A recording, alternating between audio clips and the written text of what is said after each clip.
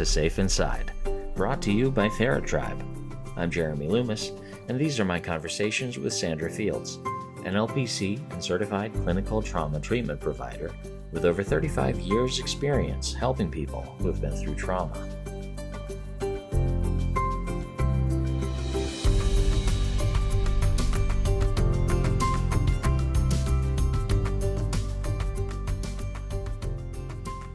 Welcome back to the TheraTribe podcast. We're your hosts. I'm Jeremy. I'm Sandy. And we talked last time about mirror neurons. We're going to start the conversation about attachment today and what can happen when your attachment gets disrupted through trauma or other things. Mm-hmm. Where should we begin? Well, I think I could just maybe do a segue from the mirror neurons into attachment because it seems to flow a bit.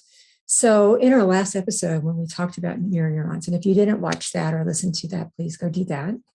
But you don't have to if you want to listen to this one first. But with mirror neurons, when infants are born and they're interacting with their caregivers, there's a lot of interaction between the two usually in a healthy relationship.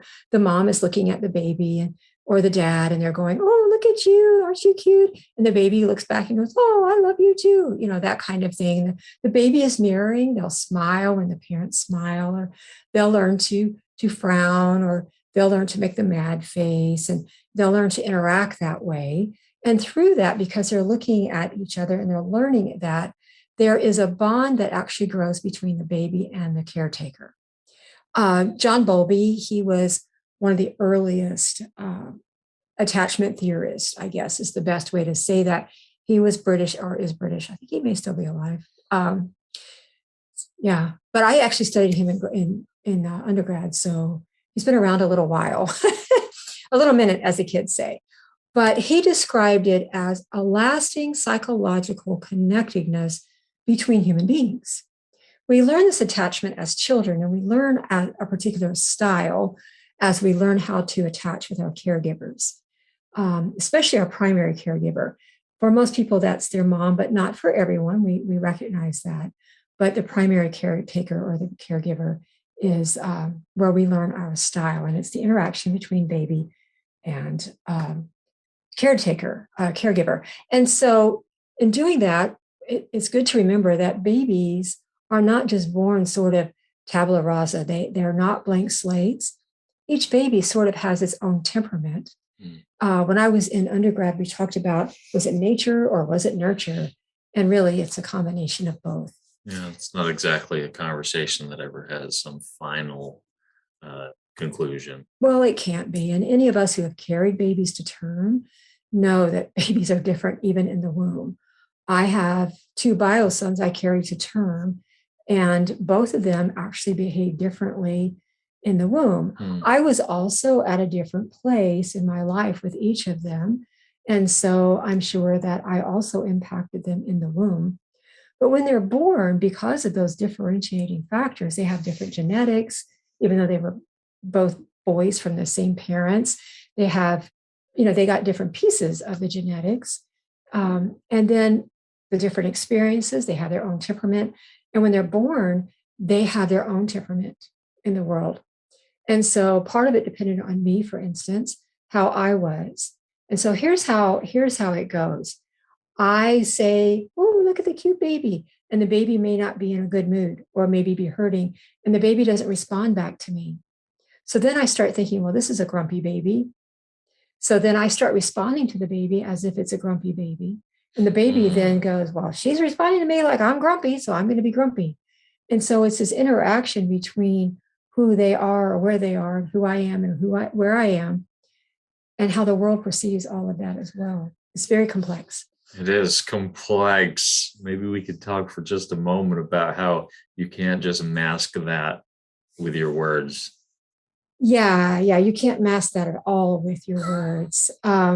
It's so complex that words actually are almost, they don't even exist in that way. I mean, they're there, but not really. It's there's no masking it. Either it works well or it doesn't. Now, to any parents who are listening to this, we know from Dr. Windicott, he was a child psychiatrist in England as well. He studied and came up with the good enough parent.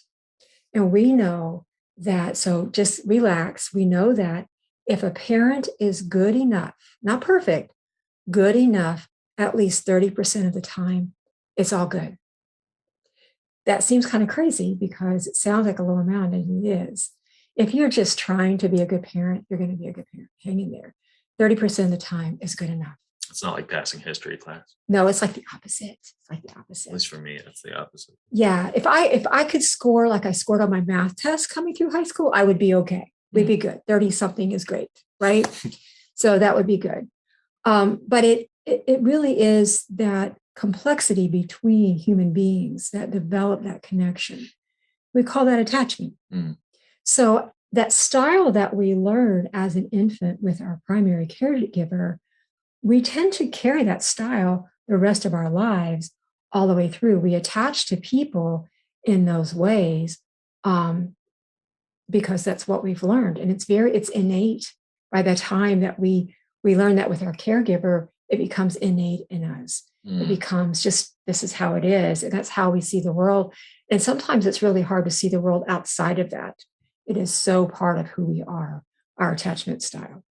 That's really something, between last week's conversation and the beginning of this week's, just that thought of how much is imprinted on you, even in infancy. In the first year of your life, you're kind of being given the code for how you can show up in reality. Yeah. Or how reality is going to show up for you. And it actually starts before your birth. In some treatments, trauma treatments that are for children that are 0 to 5, they work with attachment. That is part of how that particular child-parent psychotherapy works with the attachment piece. It's a psychodynamic theory and type of treatment. And it literally says and believes, and I actually agree, that children can be traumatized in the womb. And it has an impact on their biology. And as you're saying, around the world, think about how this attachment forms. Children are born and they have needs. They get hungry, they instinctively cry. How that caregiver responds to that cry and to that need for food, that's going to inform the child a lot about itself, a lot about the world, and a lot about how securely they can attach. If they got food sometimes and then not sometimes, it can be kind of, ambiguous or disorganized. Sure. If the child is sick and is hurting, if they get colic or something like that, which is a severe gas pain, so the babies cry, how does the parent react to that? Do they see that need, or do they just put them in the crib and let them cry? How do they respond to these needs? And so that's those responses to that child, along with the child's temperament, is what creates the attachment style. So it's funny that you said around that, because that's literally the core of attachment. And then just to unpack just a little more about that idea of the things that you can't mask. You can try to speak with sweet words, but in your own friendships, you can't pretend you're not getting a vibe that somebody doesn't really want to be around you, or that you're weighing them down by having needs. Like, some friendships just don't last because you can tell that it's not equal. And it is a rough hand to be dealt and to try to find your way forward with if the person you're relying on in your life is sending you those signals, even if they're trying to sound nice while sending you those signals. And I think that part of our goal as we heal and grow as adults looking for personal growth and healing is that recognizing our personal attachment style and working to abate that or to counteract that. And also learning to become securely attached. We can actually learn to become securely attached, but it is a process, and being very aware of those things, and how it may come across to other people, because they know, you're right, those mirror neurons that we were talking about, we pick it up pretty quickly. Yeah. Right? Yeah. What kind of word of encouragement? What little spark of hope can we give to those who are so entrenched in feeling the damage that they've already taken on from this, that they are maybe a bit of a harder sell on believing that there is any recovering from it? Yeah, and I think that that's a good point. I think that part of experiencing childhood neglect and or trauma, which is really what would cause an attachment disorder, neglect being a big one, right? Or an overly anxious parent, for one, by the way, one Mm, that kind of helicoptered too much. And then the baby learns that they're not capable of doing life. mm, Um, so it's that kind of thing that does that. When those things happen, a sense of helplessness and hopelessness can be part of just who you are. We've talked about that earlier. mm, It's kind of that I can't state, right? It's that stage 4 of the arousal state, and we kind of live in there. And so here's for those of you who feel that way, know that there is hope for that. It just feels that way. Feelings are important, but they're not facts. And just because it feels that way doesn't mean that that's true. The truth is, there are a lot of different things that we can do to heal that and to learn and to grow forth. So, like I said, we actually can learn and develop and become part of a secure relationship and learn a secure attachment style. And then everything else feels a little different to you. mm. So we can do that. It's just it takes awareness. It takes therapy, of course, but it also takes a willingness to look at yourself and own your own stuff. Right? Takes progress. Yeah. Yeah. Yeah. And it's a it can be a massive leap of progress just to transition into the stance in which you can believe the progress itself is possible. Mm-hmm. And that's part of what even just taking the first step of going to therapy and letting a therapist help you find that hope for just it might work, Mm. right? Maybe Maybe, there's something outside of this static system that has yeah, just been the limits of my the leash that I'm on, or the cage of my reality. right. Remember that we only have as many options as we actually recognize and know about. We could have 5,000 options and choices in life, but if we don't see them, if they're not in our view, we're not able to take advantage of them. So it's almost as Mm. if they don't exist. But it may be from listening to a podcast like this, or reading a book, or watching something on TV that's good for you and not I'm like Game of think Thrones. I'm thinking of the old Jim Henson's Labyrinth, Yeah, yeah, in yeah, terms of, which actually is more on topic than I realized when I yeah. was thinking about it. Yes, it's very on topic. So you may do that, and you may go, oh, wait a minute, there might be other options. And then somebody may be able to help you see those other options, because you may not be able to. You may be in the middle of the labyrinth and not overlooking at it.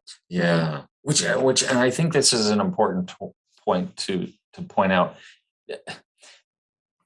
The more the more you feel at a loss to make any kind of change, the more you may even associate feelings of shame with it, to the point of wanting to just try to figure it out on your own, Mhm. instead of letting on to just how lost you feel. Mhm. Mhm. And so, whether you reach out to a therapist or finally reach out to a friend about it, sometimes just having a second perspective that's not locked into that narrow vantage point can start to shine a light on the fact that there's actually possibilities that you could grow into. Yeah, absolutely. Absolutely. Now, recognizing that, I thought we could talk a little bit about the different types of attachment Mm, styles, what they might look like, and knowing what they might look like, understanding what you can do to, as I always say, knowledge is power. You know, I didn't create that. I know you know that, but it is knowledge is power. If I know that I have a particular attachment style, then I know that I'm going to see the world through that lens, and I need to be aware of that, mm, and then maybe be able to look for the opposite or a different viewpoint, right? yeah. So there are two huge categories of attachment styles, basically secure and insecure. So under secure, what it might look like in both children and adults, the way that we would express that is these are people who will display very empathetic qualities. I saw a video of some preschoolers, maybe 4 or 5 year olds playing soccer, and a little girl, the ball got taken away from her and she started crying. And a little boy from the other team just stopped and hugged her and was trying to encourage her while they were off playing soccer. This little boy has learned some empathetic qualities here, right? It was very cute. Look it up, probably on YouTube. I think I saw it on social media. But someone who's securely attached is also able to respond to their own needs and to the needs of others. So these are the babies that when they cried, their caregiver responded, fed them, took care of them, changed their diaper, whatever they needed. And they learned that taking care of their own needs was important. And you go ahead and do that. Their needs are important. Someone spent time taking care of them, so they need to do that. But they also learn that it's important to take care of other people's needs as well. They're able to react with appropriate emotions and the appropriate intensity of emotions in situations. They don't overreact or underreact. It feels very appropriate for what's going on. And so they're able to then display those feelings, those actions and stuff in a way that serves them and serves others, right? If I get angry, am I going to throw things at you, or am I going to sit down and say, hey, I feel angry because of this.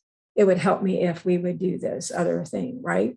Yeah. That would be what a secure attachment might look like. The other one might not be so secure. If you're screaming and yelling and cussing and throwing things, probably not doing it in a way that serves either of us. Right.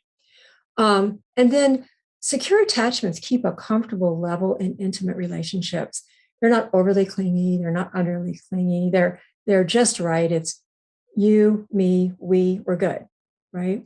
That's what secure attachments look like in children and adults. There's not a lot of difference in how it may be, intimate relationships as a child might be two best friends as opposed to significant others and life partners as adults, but how they react within that relationship will look very similar between children and adults.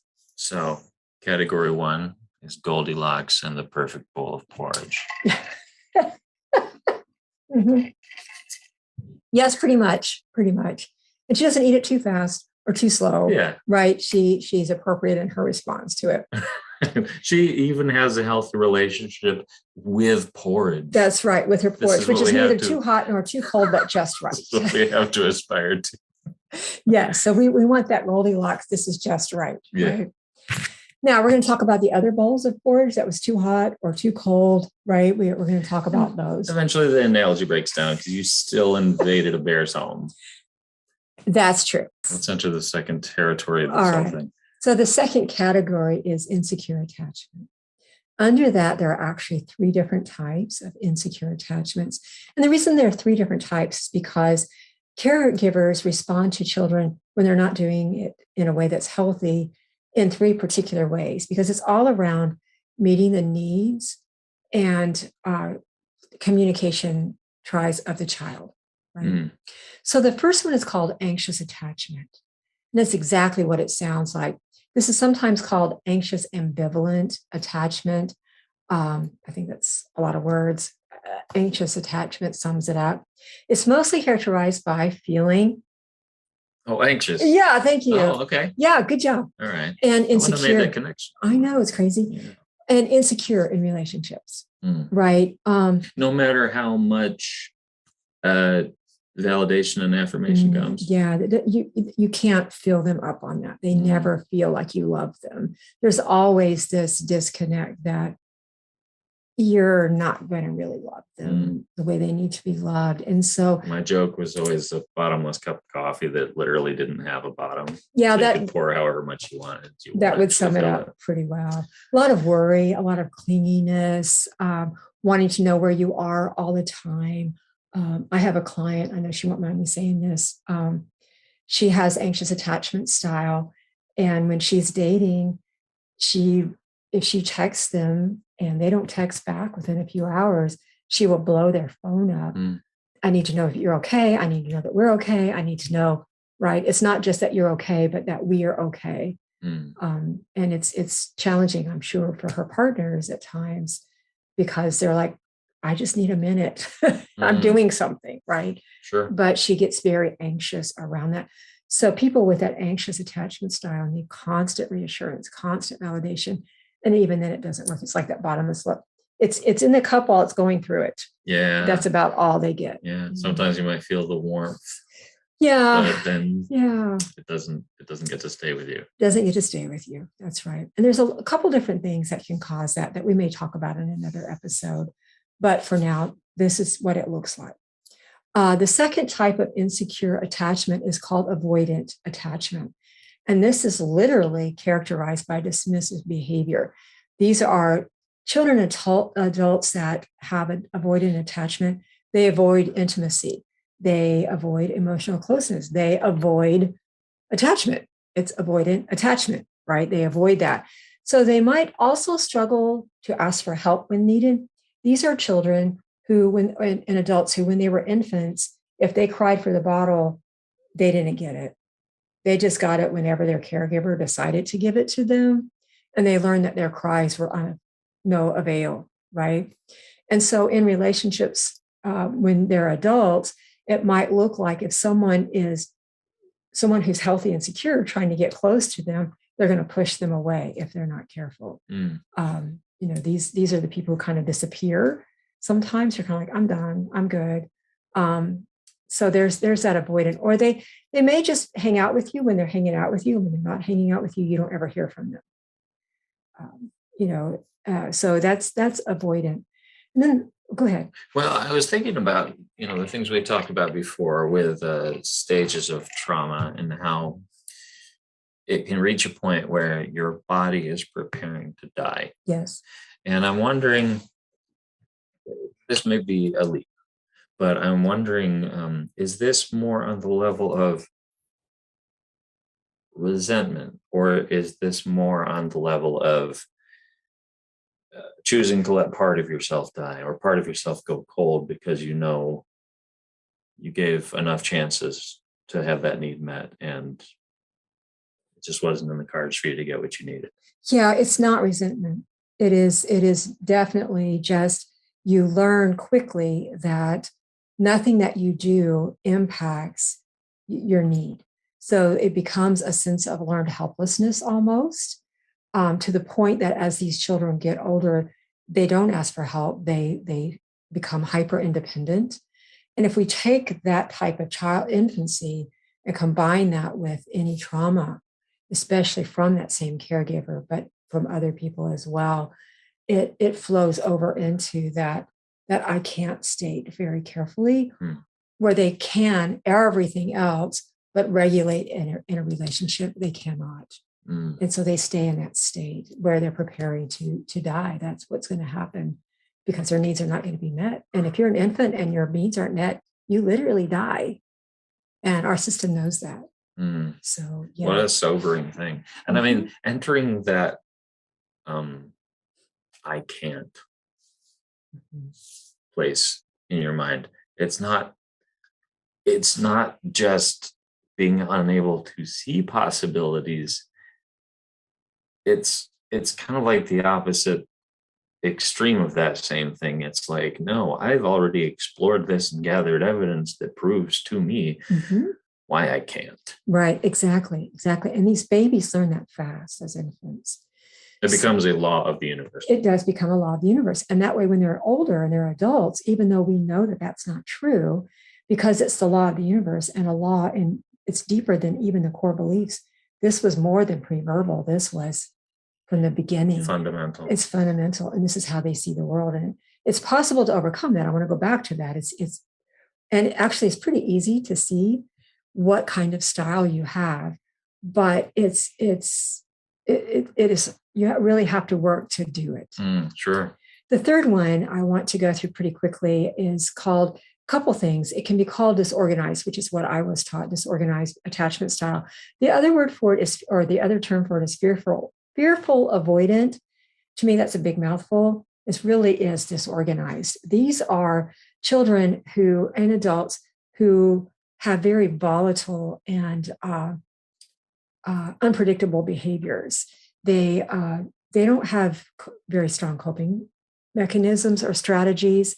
And when you say you're talking volatile and unpredictable throughout their life or in their primary relationships? Throughout their life period. So they would tend to be very clingy or very dependent on someone, but then they may push them away. They're going to have a low sense of self-esteem and self-worth as an adult. Children might actively look for their caregiver and be very anxious the whole time that they're gone. And both children and adults with disorganized attachment style may have trouble regulating their dysregulated emotions. So if they start feeling something, it feels very intense. They don't know how to work their way through it. They're afraid of abandonment, but they push people away at the same time. So it's that push-pull kind of attachment style. Could we say that's, maybe it's not the same for everyone, but could we say that it's almost like, I'm not going to let you close enough that you could abandon me? Well, no, they want them right there with them, but then they push them away because they're afraid they're going to do that. If this continues and it grows to the very far end of the spectrum, now, not everyone with disorganized attachment style has this particular mental health disorder, but it moves into borderline personality disorder. So it is, I want you with me, but I'm afraid you're going to leave me. So if I think you're going to abandon me, I'm going to become angry and push you away. So it's this push-pull. The name of a famous book is I Hate You, Don't Leave Me. And that disorganized is a smaller microcosm of that same concept. It is exactly that anxious, a combination of anxious avoidant. I'm going to be very clingy with you, but if you look like you're going to leave me, I'm going to throw you out the door and be mad at you. And then I'm going to pull you back in because I don't want to be without you. It's going to be this back and forth kind of thing. A lot of jealousy in this one because you're sure that your partner is looking at someone else. With children, they may be very afraid of new situations and they don't explore like other children. So I think, that in future episodes, we might want to talk about trauma and how attachment styles can be a result of trauma, but can also impact the impact of trauma on us and things like that as well. Attachment styles are a lot. Yeah. Yeah. So I think this episode has been useful for sort of laying the groundwork for what we're even talking about when we're talking about attachment styles. We're going to give a little more breathing room for what to do about it, because those things deserve a little space to be properly unpacked. So stick around for that in future episodes. What should they prepare to hear next time? Well, I think we'll continue with attachments, but since we're talking about it, but I'd like to go on into more around that trauma piece of attachments, and then maybe what to do. There's a few things that you can do around attachment that we can talk about. Sounds good. Thanks for tuning in. We'll see you soon. Thank you.